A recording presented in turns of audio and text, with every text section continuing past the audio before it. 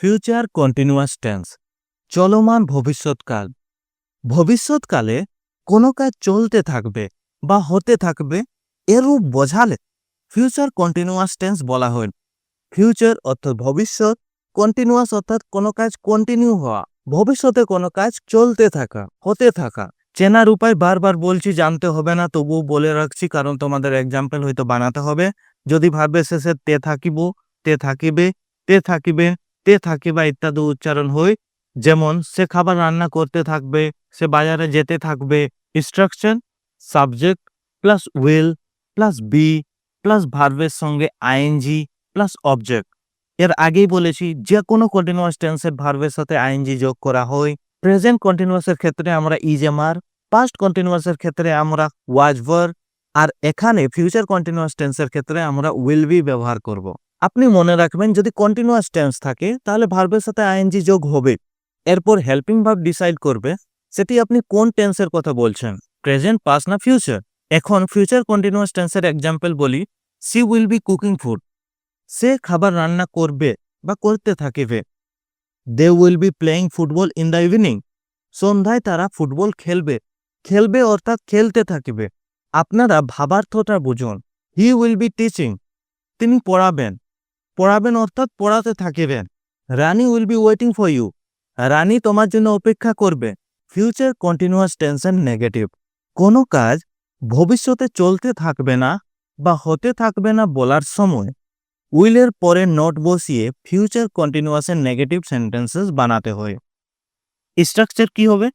Subject plus will not plus be plus verb plus ING plus object.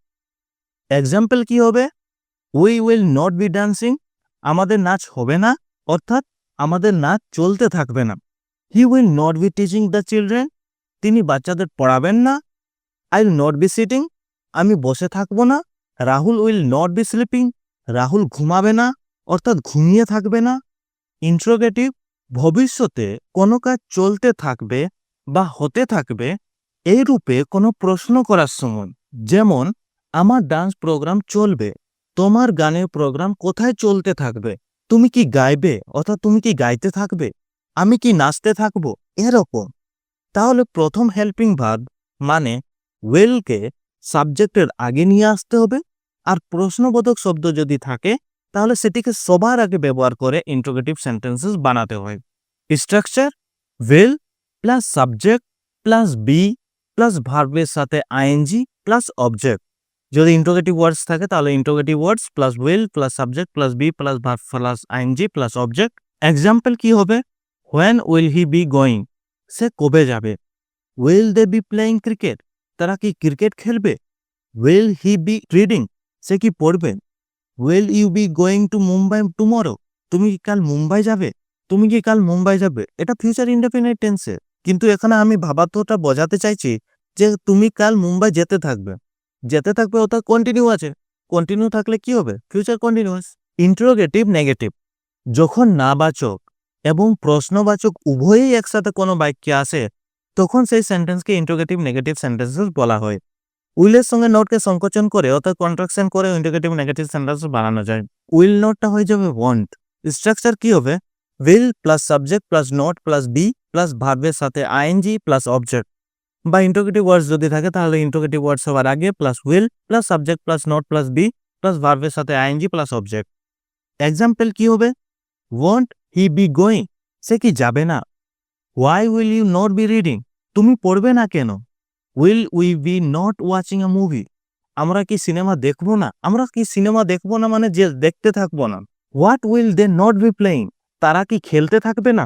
যদি ভবিষ্যৎকালে দুটি কাজ হয় তাহলে যে কাজটি চলছে বা হচ্ছে সেটা ফিউচার কন্টিনিউয়াস টেন্স, আর পরেরটা প্রেজেন্ট ইনডেফিনাইট টেন্স দিয়ে বানাতে হয়। যেমন আমি বাড়িতে যাব, সে পড়তে থাকবে।